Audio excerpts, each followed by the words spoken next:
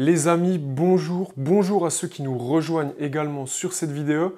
Vous pouvez voir qu'on a agrémenté un petit peu avec des articles Keep the Pitch, donc si vous aimez ce qu'on fait, si vous voulez nous soutenir, n'hésitez pas à aller faire un tour sur la boutique. Nous voici ensemble à présent pour un petit peu d'histoire sur le CrossFit et nous allons découvrir ensemble mon classement. Donc j'espère qu'il vous plaira et que vous serez capable de rebondir dessus en argumentant des 10 CrossFitters les plus forts, donc en termes de force, d'efficience sur les WOD, et à chaque fois je vais vous donner des petites anecdotes et vous allez certainement pouvoir découvrir des profils que vous ne connaissiez pas. À la 10e place de ce classement, et non des moindres par rapport à sa performance, à ses performances, nous allons parler de Henrik Ingi Oskarsson. La plupart d'entre vous, si vous avez fait du CrossFit seulement depuis 2-3 ans, ne le connaissez pas. C'est un jeune prodige islandais qui avait fait les régionales, je crois, en étant très jeune à l'époque, et qui a d'ailleurs brillé en individuel en finissant deuxième et en se qualifiant d'ailleurs pour les CrossFit Games, à l'exception près qu'il a été écroué pour dopage. C'est aussi pour cette raison-là que je l'ai mis au fin fond du classement, entre guillemets, parce que si on se référait uniquement à ses performances en termes de force et à son CrossFit, il aurait plutôt été en milieu de tableau. On dénote quand même que le mec a été capable de cleaner 200 kg, qu'il fait des jerks à plus de 180 et qu'il a un deadlift à plus de 300 kg. À la 9e place, et je le considère comme un ami, il nous a beaucoup aidé à notre démarrage en CrossFit, Alexandre Jolivet. Donc pourquoi il a cette 9e place? Tout simplement parce que c'est un athlète hors norme en CrossFit et qu'en plus de ça, il a une force phénoménale. C'est un ancien prowler en bobsleigh, donc il avait un très bon niveau là-dessus. Il a toujours été extrêmement solide au niveau des jambes, et je vous rappelle juste des chiffres astronomiques. Quand il a démarré en CrossFit, il squattait plus de 300 kg et il deadliftait largement plus. Également, c'est quelqu'un qui, sans forcer, arrive toujours à garder un back squat au-dessus de 230 kg. À la 8e place, le Polonais Bronisław.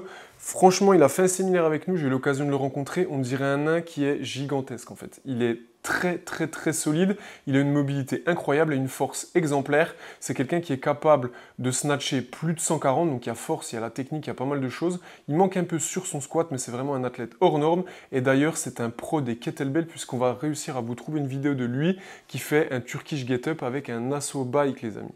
7e place, on commence à rentrer dans du sérieux, un Russe, André Gane. La plupart d'entre vous ne le connaissent pas forcément parce qu'il s'est retiré du circuit, il a été condamné pour dopage, mais néanmoins ses performances sont juste astronomiques. On va essayer de vous retrouver quelques extraits vidéo.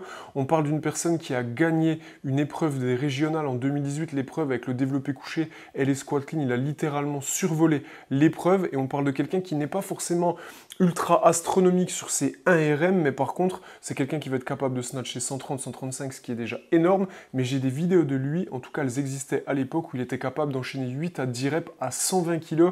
C'est quelqu'un qui est extrêmement résistant sur du cycling avec des charges assez élevées. Et je vais vous raconter une anecdote le concernant. Il a fait le WOD des Open, le 17.1, avec un gilet lesté de 10 kg et avec une dumbbell de 30 kg. Et croyez-moi les amis, il a certainement fini avant vous.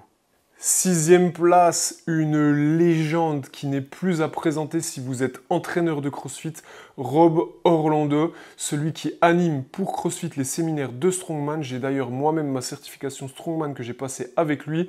C'est quelqu'un qui faisait des graces à 140 kg les amis, juste pour vous imaginer un petit peu le délire de la bête. Et en push press, la légende raconte. On arrive dans les plus chauds du game, 5e place, Griffin Rowell. Vous le connaissez certainement sous le pseudonyme Instagram de CrossFit Thor. C'est un crossfitter américain avec une force incroyable sur les mouvements de base. Il a d'ailleurs gagné une épreuve des CrossFit Games de 2020 sur le front squat, en front squattant les amis 225 kg. 4e place, au pied du podium, un crossfitter qui a un niveau de fitness extraordinaire puisqu'il est dans le top 10. C'est un des poulains de Rich Froning, Maieros, le Brésilien. Il est extrêmement fort, extrêmement mobile, et en plus de ça, il a une technique en haltérophilie qui est juste incroyable.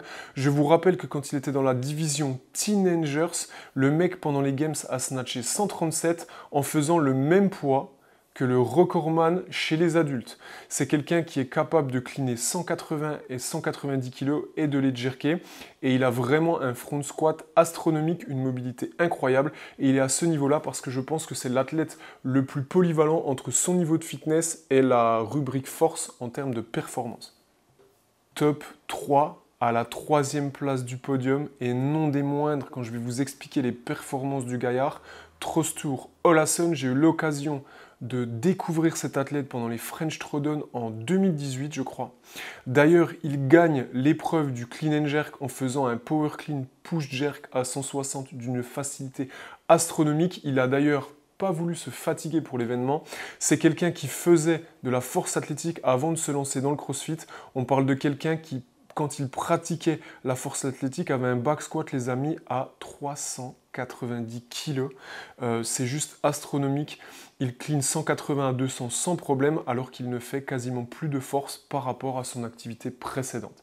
Les amis, 2e place du podium, je pense que c'est un des physiques les plus astronomiques que j'ai rencontré dans ma vie. S'il avait été forgé par les dieux et qu'on avait donné un homme, ça aurait été lui. Donc Ioannis Papadopoulos, le grec, c'est pour ça qu'on parle aussi des dieux. Il est juste stratosphérique. Il concourt d'ailleurs cette année en catégorie Master 35-39, où il a d'ailleurs un niveau de fitness incroyable. Je vais vous mettre une vidéo de lui quand il a commencé le CrossFit. C'était un athlète qui a un énorme passif de lutteur à très bon niveau, où le mec en chaussures de running, thruster 150. Je ne sais pas si vous vous rendez compte le gaillard. Et c'est quelqu'un qui snatch 150 kg, donc c'est juste incroyable. Et il a des épaules en adamantium, un fitness incroyable. Et il est tellement résistant, vous pouvez être sûr que s'il y a une barre, le mec va gagner. À la 1re place du podium, il y a de fortes chances que vous ne le connaissiez pas forcément. Aujourd'hui, il est un peu plus réputé comme étant un spécialiste de la force. C'est aussi quelqu'un qui a un passif de crawler en bobsleigh et qui est d'ailleurs multimédaillé. Je vous parle de Blaine McConnell. Ce mec est capable de cleaner 200. Il a un squat astronomique, mais surtout une explosivité hors du commun. Il est capable de snatcher un peu plus de 150 et de clean and jerk entre 180 et 200. Mais vraiment, regardez cette explosivité, regardez ce dynamisme, regardez cette puissance.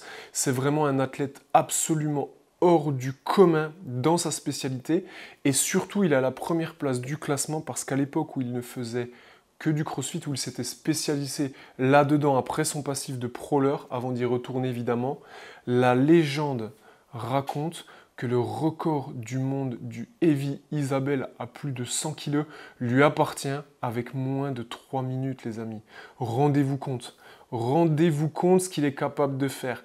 La majeure partie des athlètes ou des personnes qui pratiquent le CrossFit n'arrivent pas à faire moins de 3 minutes avec la charge à 60 kg, et lui était capable de le faire à 100 kg.